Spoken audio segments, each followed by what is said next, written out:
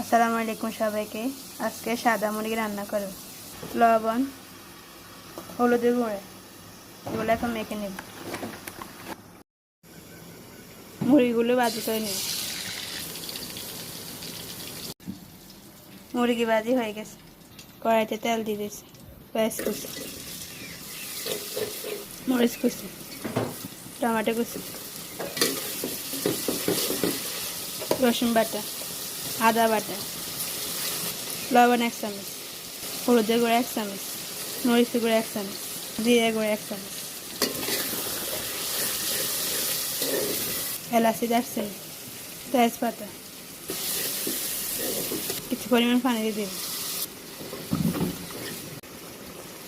আলুগুলো দিয়ে দেব।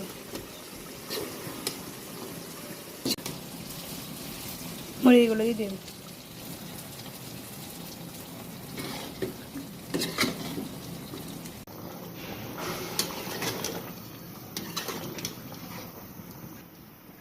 মুরগি রান্না হয়ে গেছে।